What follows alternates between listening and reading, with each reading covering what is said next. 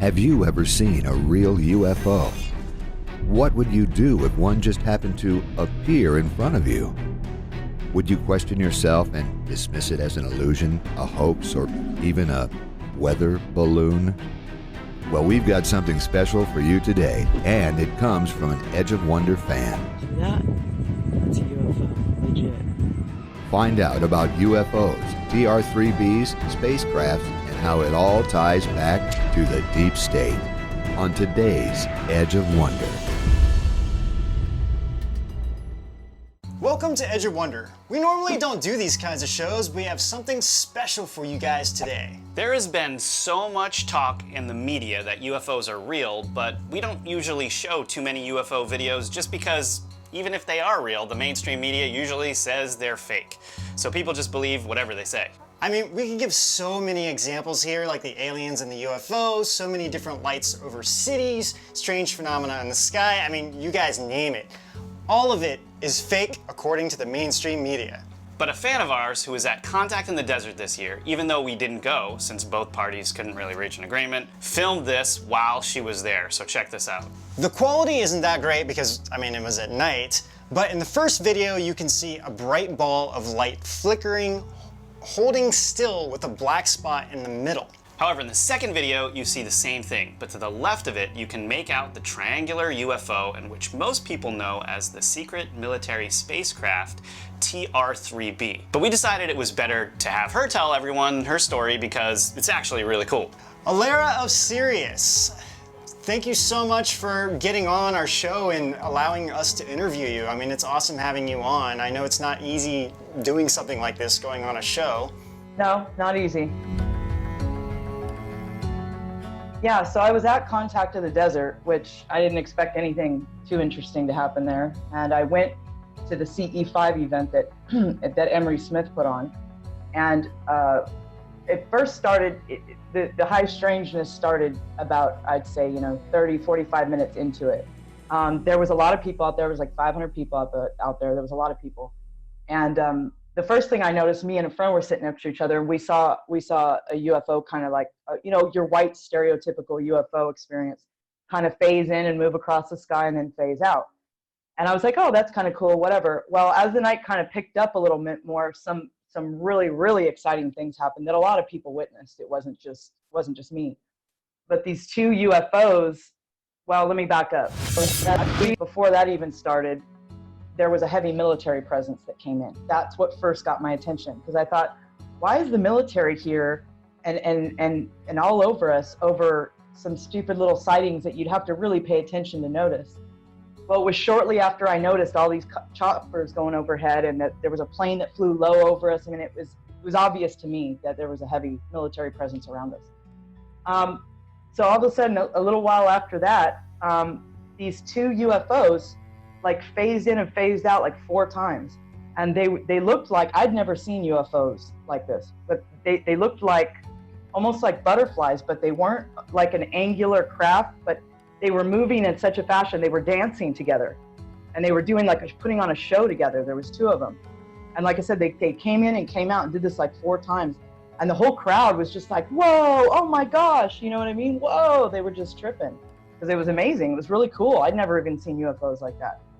And so that was super, super, super interesting. So anyway, around midnight I left, okay? And I went over to what was like the Homewood Suites, which is like a half a mile, maybe a mile away from the event. And as I noticed first in my rearview mirror, there's this bright white light back by the field where the hotel is, right? And I'm going, what's that? What's that? So that's what made me pull my smartphone out and start taping it. So I get into the parking lot of the Homewood Suites, like I said. The CE5 was kind of ending at this point, but I still knew and was in contact with a few people over there that were over there. So I zoom in with my smartphone and I start taping this white light that I see. And it's just, you saw it, it's just doing like a light show, and looks like there's almost geometric patterns or numbers going on in the center. It was really a trip. So I taped that for like a minute and a half. And I noticed that it was there. I even went to the gas station and back, and it was there for a good 45 minutes sitting above that field. Wow. But then I made a quick little video that I could shoot like to my friends, like of the white dot UFO. And that was the real quick video that I took.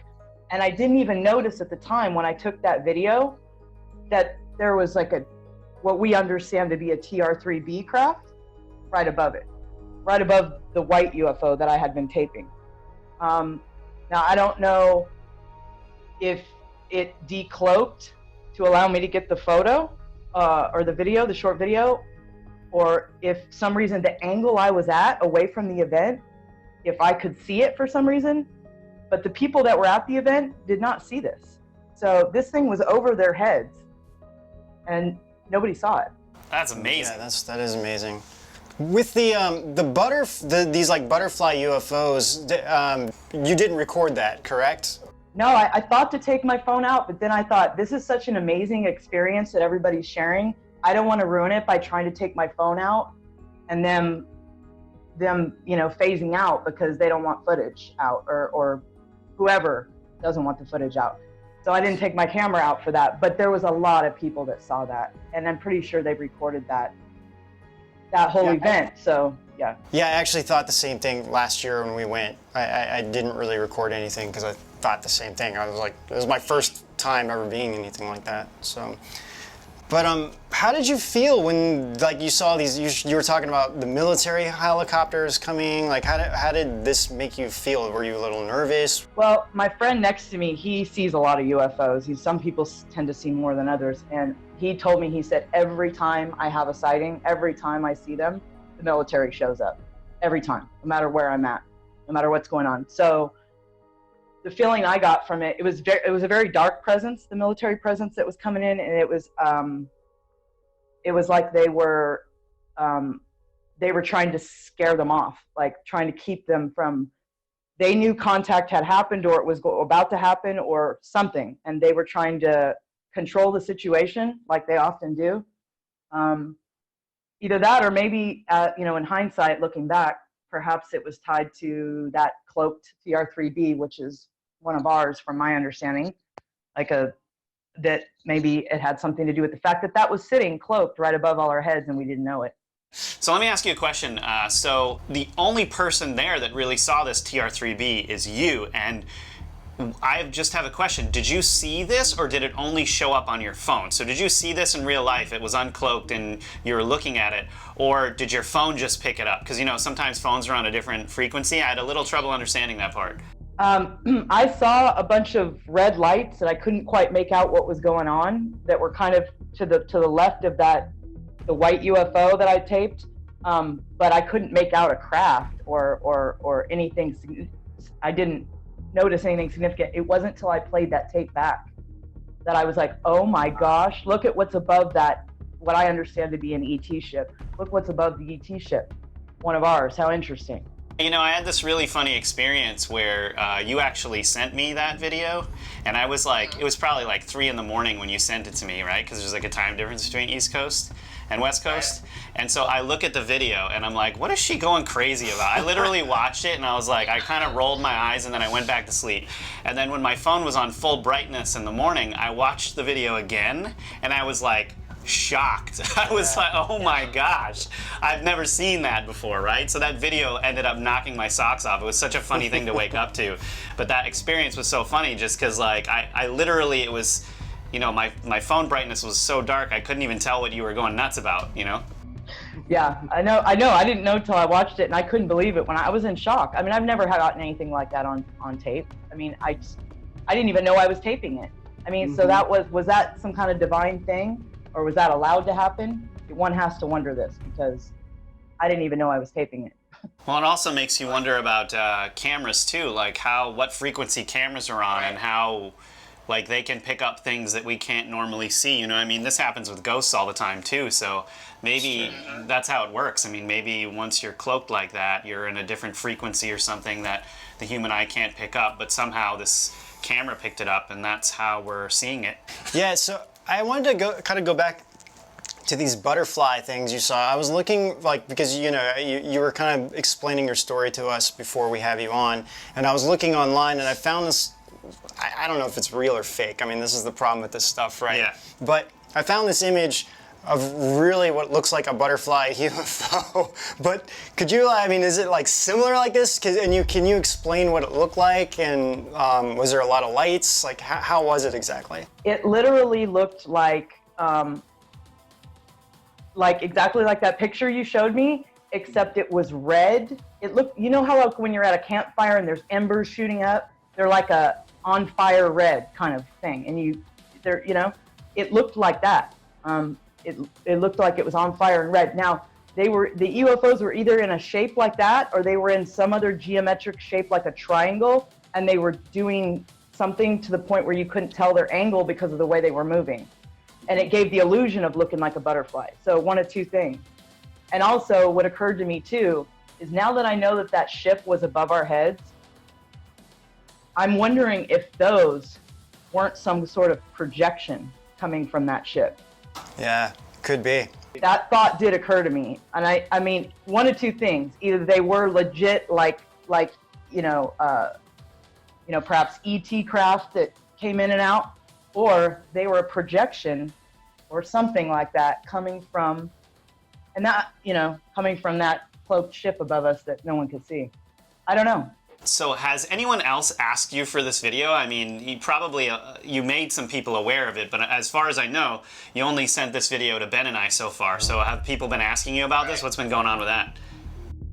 Well, at the event at Contact, a couple people kind of caught wind. Well, a few people caught wind that I had gotten this on tape, and a few people saw it.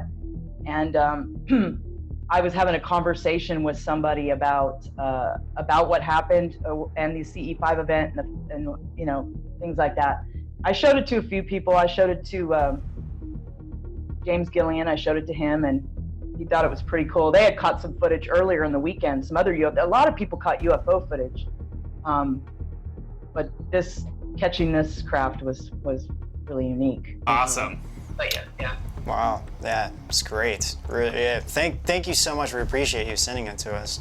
Yeah, and for being here and for being on our show and telling your whole story. This is awesome. No problem, man. I just want people to start to understand that things are not what they appear to be around us, and we need to start investigating. Yeah. Absolutely. Absolutely. So, Yeah, thanks for all your time and for everything and for coming on the show. And real quick, no problem. people can find you at what is Alaria of Sirius. My Twitter handle is Alara of Sirius. Awesome. Yeah, we'll put the links below. So thank you so much Thanks again. so much, Alara. Yeah, no problem. See you guys later. See ya. Bye. all right, bye-bye.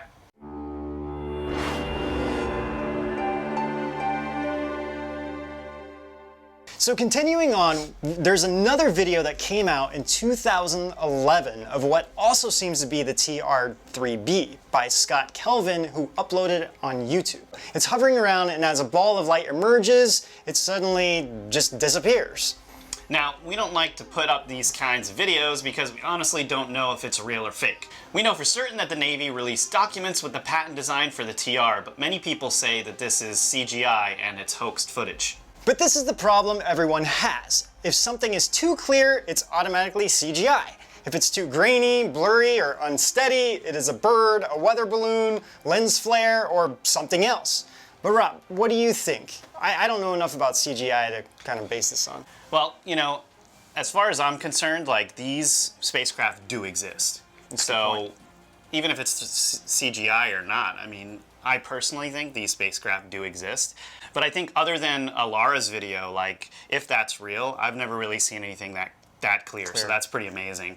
But personally, I definitely think these spacecraft do exist, so I would give this dude the benefit of the doubt, especially seeing how close that spacecraft looks to the one Alara showed us. Yeah, that's a really good point. Now we know the first one is real because, I mean, we trust Alara, and also there was a lot of people at this event and she didn't want anything for it. I mean, she just literally gave it to us because she just felt like we should have it and she wanted us to promote it.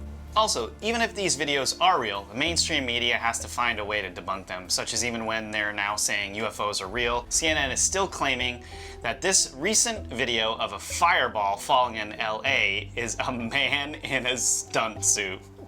Yep, a stunt suit. So what? Do they think that Iron Man is falling from the sky? That's absolutely what they're saying. Right, I mean, that's like just ridiculous. They should have said it was a weather balloon and I'd have believed it more. Yeah, that would be way more believable. But I mean, it's CNN, so you can't expect too much from them, right? You know, tell that to half of America.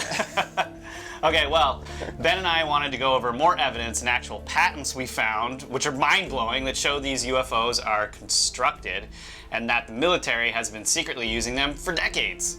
Also, we're going to have a few more episodes come out about someone named Lord Ashtar and the Ashtar Command, along with the Southern television broadcast interruption in 1977, so be on the lookout for that one, you guys. So finally, the mainstream media are all saying that crazy conspiracy theorists were right all along. UFOs really do exist. But why, after nearly 70 years since Roswell, is the government just now saying they're real?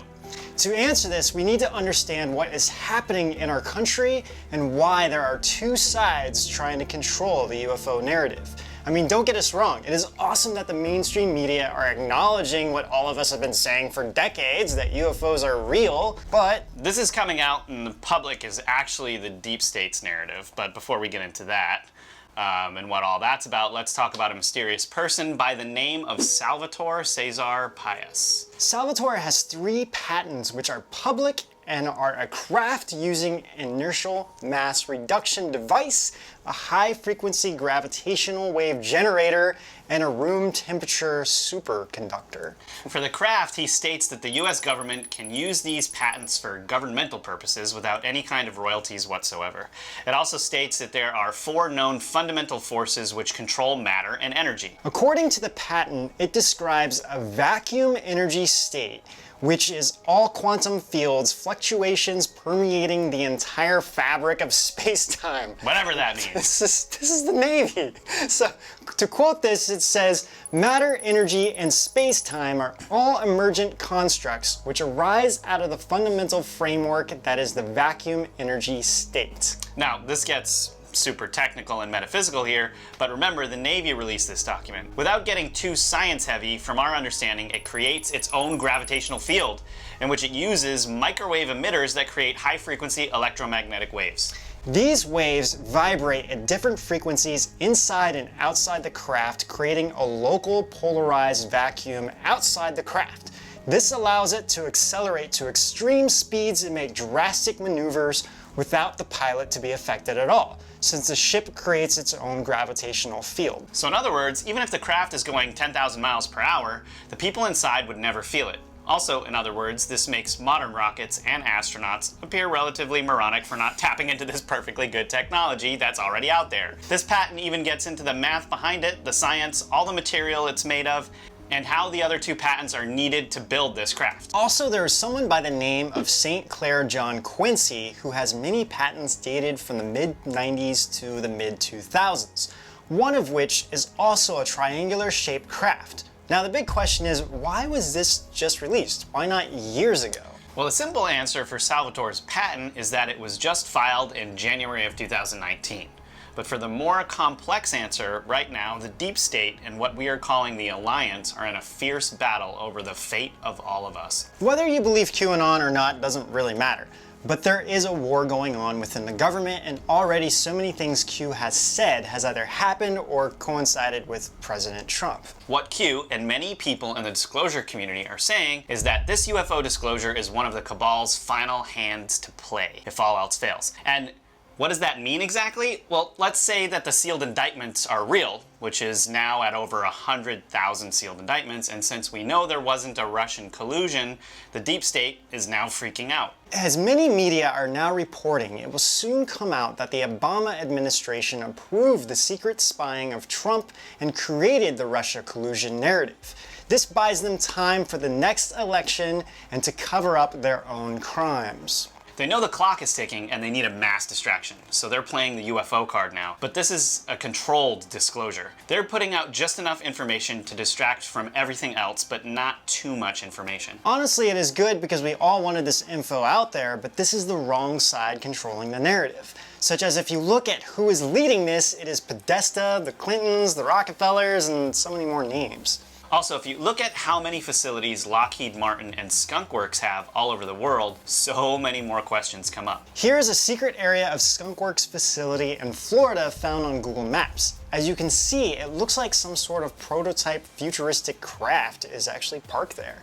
Also, this is the Joint Base in Pine Gap, Australia, which we hear so many stories about by people living in Australia. This is basically the Area 51 of Australia.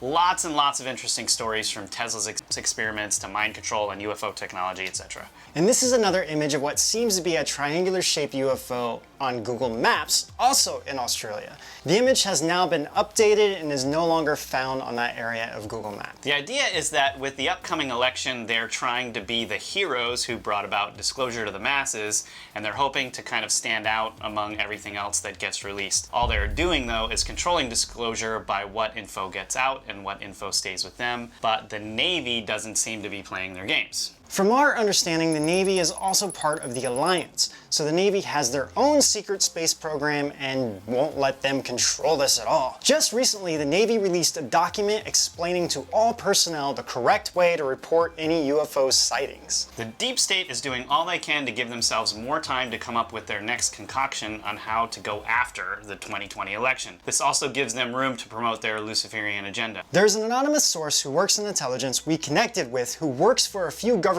agencies who actually collects things that fall from the sky, which he said was a daily occurrence. Yeah, he told us these are not human things, and sometimes they fall on accident, or other times someone or something sent it on purpose with the intention of it being found. We'll start seeing a lot more UFO content in mainstream news now, which is weird because it went from blasting to those who believe to now saying, oh, they were right all along.